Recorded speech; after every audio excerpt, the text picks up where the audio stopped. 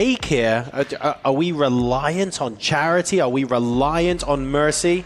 Sportsmanship? Nothing. Everything is earned, David. You're right. I can see it potentially happening. I think maybe Magnus recognized that all the pawns on the third rank meant that you could just shuffle the king. And at that point, it was like, fine. But I don't think you want to be giving away favors here. But you know, Magnus has done that before. When his opponent has blundered with a mouse slip and lost on the spot, he sort of returned the favor in the very next game by doing exactly the same, just to level the score and saying reset, let's go. Let me suggest something subtly different.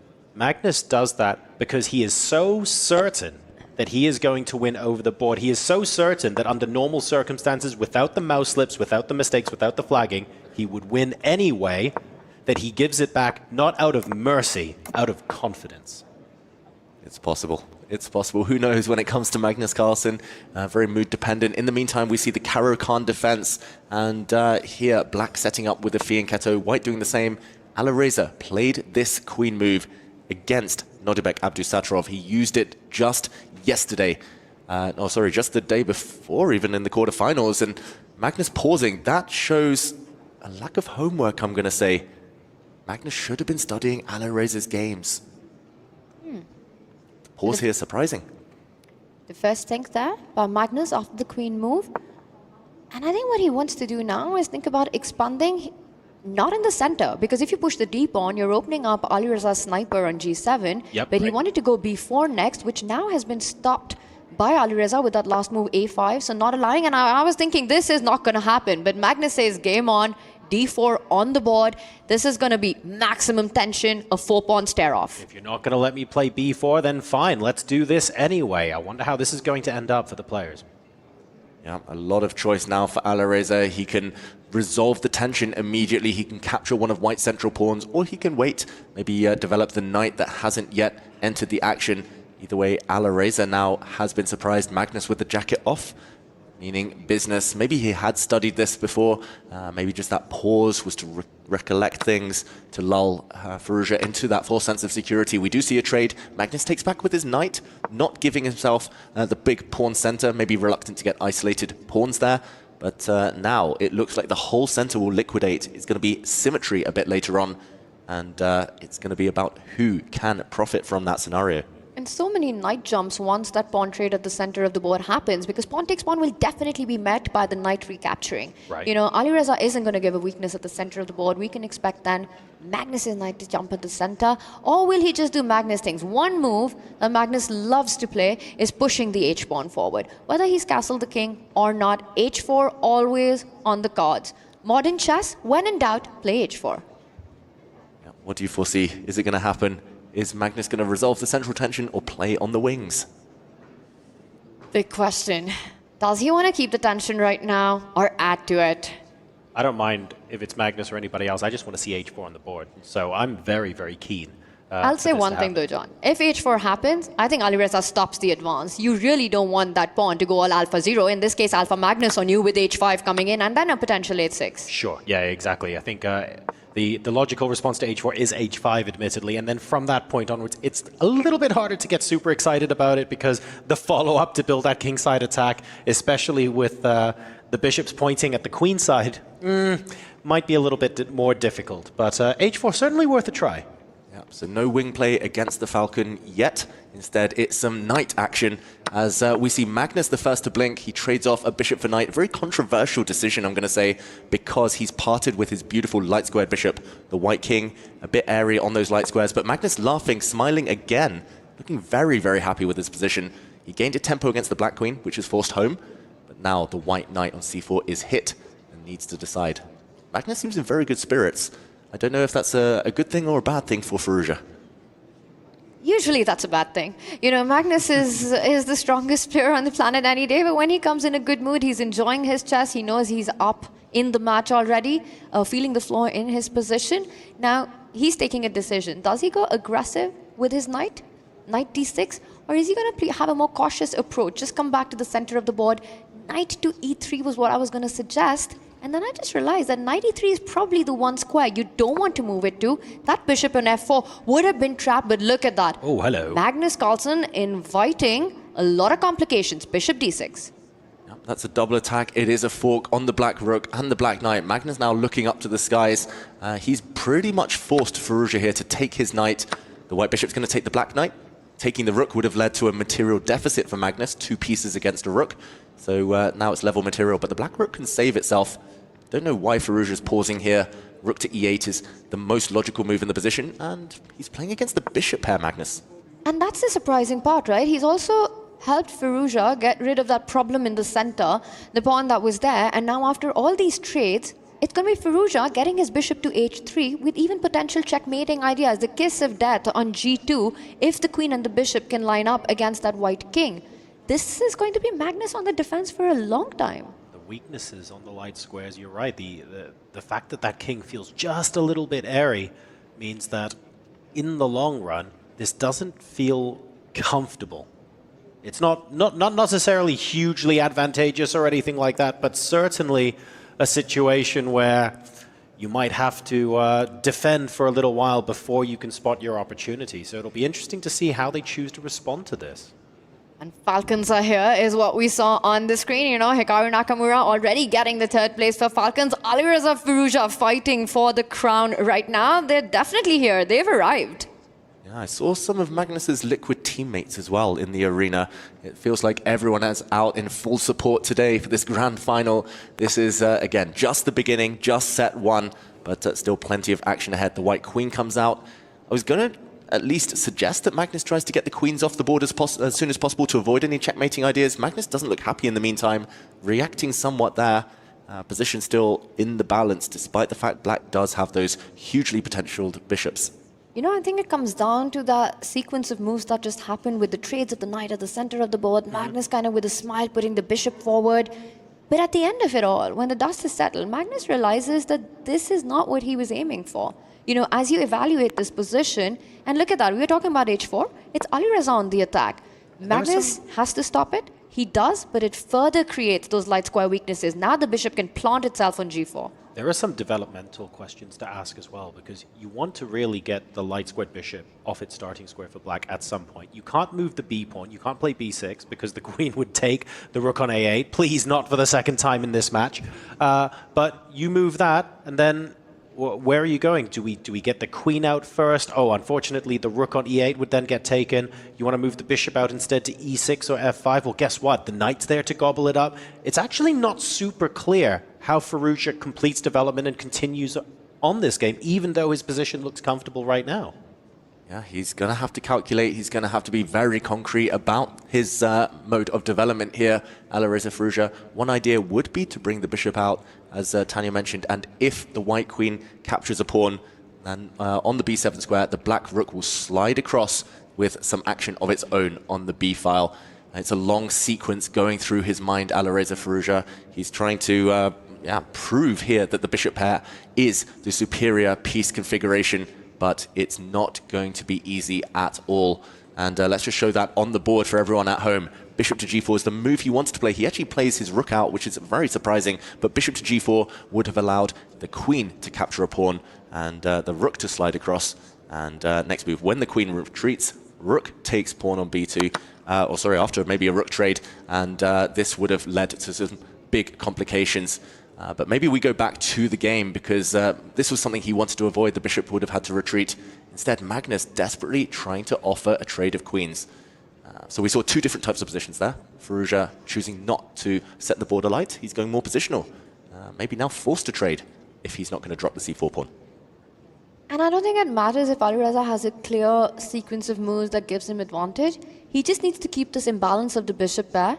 He needs to make sure that as many pieces as can remain on the board. And this is the kind of position where he needs to bring Magnus to that bullet territory. That's when his odds would increase. While saying that, he first gets the queens off, now puts the bishop on g4, hits the knight, aiming with that rook lift to activate it further. But even in this endgame, I think that's his plan. Just bring Magnus down on the clock. He's got something to play for here. He was trying endlessly to avoid playing the Magnus-style game, moving the queen away in the last game when the queen trade was offered. This time around, he's saying, look, relatively equal on the clock. Let's actually get the queens off the board and see what we can do. Ooh, and he brings his rook up. He's actually aiming to shuffle that rook across to the b5 square and go for white's queenside pawns once the bishop saves itself. Very, very sneaky from Alireza. That is a bit of a genius move, I'm going to say, because he's actually allowing what looks like a desirable bishop trade for Magnus Carlsen. The bishop could have gone to d4, and the black rook sliding across would now have been super effective. Let's say a bishop trade happens, and you cannot defend your b-pawn since the black bishop drops back and hits the white rook on b1. The pawn on b2 would have dropped next move. So Magnus Carlsen instead forced onto the defensive. The white bishop has been sidelined. Tanya, this just looks grim for white, although maybe with the rook trade he's going to hold it now. You know, the bar says this position's level, and I think the rook trade, it will happen because you really want to put your rook on f5. You're not only putting it on this really weird square, but also taking away the escape route of your own bishop. But after rook takes rook, the big question is how much does Alireza believe in his chances, and does he play on this position? Very close to a Magnus hold this one. And I think that would be a relief for Magnus. One word, fortress. He might have no way to break through Alireza Firouzja, just like he made that fortress for Magnus last game. Might be the case where Magnus would start believing in fortresses himself. The rooks come off. Bishop to b1. That's the idea that I would be concerned about. That a2 pawn, how are you defending it? Not sure, actually, at the moment. And it takes 2 tempi as well to move that pawn too. So I wonder what's going to happen here and whether that is simply the line. Is there maybe a counter punch somewhere that that white can do? Or is this one of those situations where even if we have a pawn in balance and we go a pawn up, it's not enough to convert? I'm pretty sure Magnus has missed this, by the way. I don't think he's seen this idea. We haven't seen a reaction on the camera from him yet. I think he's trying to keep a poker face, but if that move lands, Magnus is going to have to scramble to try and hold equality. Eval bar still says 0.0, but not obvious how white holds that one. That would be Alireza returning the favor from game 1. It was the b8 square the knight landed on in game over. But for some reason, Alireza decides to keep the balance, doesn't put his bishop on b1, but it's a threat that you need to watch out for. Magnus's knight gets active, stopped that check on e7. Alireza brings his king forward. David, this is not as simple as it looks for white. This is horrible for white. It's a 2-result game for everyone at home who might be wondering what that means. It means black should be out of danger. It's going to be either a win for black if Magnus is unable to defend, or a draw if he can build a fortress. Very minimal chances that white wins this one. Now, let's see to what extent the clock is going to play a role in this game as well. Magnus Carlsen, 4 minutes 40, playing just under 3 minutes for Alireza Firouzja. You know what? He had 4 versus 1 in the previous game. So, frankly, this is already a little bit better, but he needs to not go in the tank now. And Alireza can start dominating that knight that has jumped too far away with no squares to return. And look at that bishop on e4, the black king heading towards the center of the board, combining all these ideas. The only thing, he needs to move fast, Alireza does, for a real shot at winning and equalizing this match. 2.5 minutes, he's got to speed up. The heart rate has been rising for Alireza. He needs to, I was going to say, bring the king across, dominate that knight. He was scared of the white pawn stepping forward to the a4 square, given a question mark, but now Magnus has a small window of opportunity. He needs to get his knight out of the black camp as quickly as he can. That move hits the black bishop in the process. Magnus should be saving himself and escaping, but he has to evacuate that piece. There we go. First step, now he'll move the white bishop out the way, and the white knight returns to safety. That was a big moment, you know, to have tried to trap that knight, those sequence of moves. Again, it comes down to clock because Alireza is also trying to play fast. And that is when these inaccuracies happen. He does retreat with the bishop and it's still level, but white's the one who's suffering in this position. We need Firouzja to hit that God mode. We need him to start calculating with immense speed and trusting his instincts maybe a little bit more and absolutely going for it so that he doesn't end up in a situation where he risks making a critical mistake with under a minute left on the clock. We need to see that from him now so that that isn't a possibility later. You know what he's done with this bishop maneuver is to get that critical move going. And I think at some point, g5 is the break that Alireza is hoping for. That pawn on the right side of the board moves forward. And then we might see Magnus stuck with the weakness of the g3 pawn. But he has to time it well. And time is a luxury that Alireza does not have. Needs to go for it. Pawn to g5. He needs to actually accelerate the play. He's being very, very patient, Firouzja. And normally I never fault that. It's a great skill in chess, but you can't be patient with 2 minutes on your clock. You need a clear path forward. And there we go. Pawn to g5. Has he timed it correctly? He's going for it, but he's allowed Magnus to drop back with a knight, attacking a bunch of things. Attacking Black's dark square bishop and those pawns that have advanced. Firouzja shaking his head. He might have just let Magnus off the hook. And it was all about making this move at the right time. And he didn't. Knight e4, Firouzja is about to lose his bishop pair advantage. To keep it, he has to now trade on f4, fall back with his own bishop, just to make sure that the game keeps going. But that leaves him with a big weakness on h5. The white knight can start targeting that pawn. Magnus locks up the king side.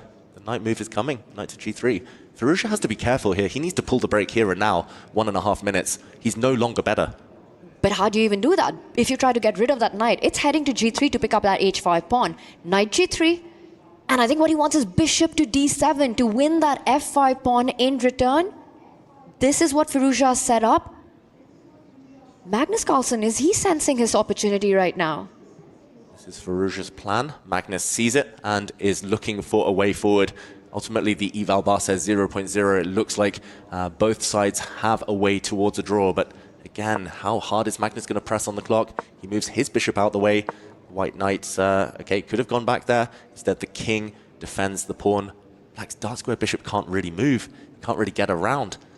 And that's what Magnus did with his bishop move, right? He took away all the squares that Alireza's dark square bishop had to give a check to that white king. Can't go to d8, can't go to d6. Alireza comes back with his own bishop. Magnus can repeat. Magnus can bring his king back right now if he wants to stop the game. He's got that option. Will he choose to exercise it? 2 minutes 40, plays a minute 04. I think he'll probably play on a little bit, but is there a...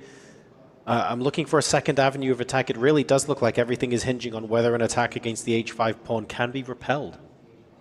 And he just cannot let the black dark squared bishop in, Magnus Carlsen. He's trying to make sure that he doesn't allow any counterplay. He retreats his king. This is the second time we've seen that position. Oh, Alireza goes for the win this time. He could have forced a draw instantly by bringing his bishop back. He actually goes around. He's trying to check the white king. That is potentially very dangerous. The black bishop not only will check the white king, but it's going to go behind and start snacking on the base of white's queenside pawn chain. Magnus here, he's the one who has to pull the brakes this time. This is a very scary threat he's facing. That is huge. If Magnus allows that, the whole house collapses on the left side of the board. He's going for a counterattack of his own, attacking h5. This has suddenly become a 3-result endgame. Wow, he's let the black bishop in. This is really brave. Is it going to be foolhardy for Magnus Carlsen? The bishop gets in. Look at the eval bar. It's dropping. It's in black's favor. Alireza's got in. Magnus is trying to shut the door with his own bishop. But is it going to be enough?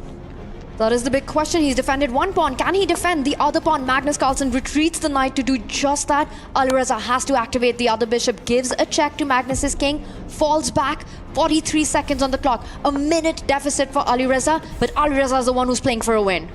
Oh, I don't know. That black dark square bishop on b2 is trapped. He holds the white king away from moving towards it for now. But Alireza, he's playing without a piece. That black dark square bishop on b2 could potentially be doomed. Magnus can just sit now.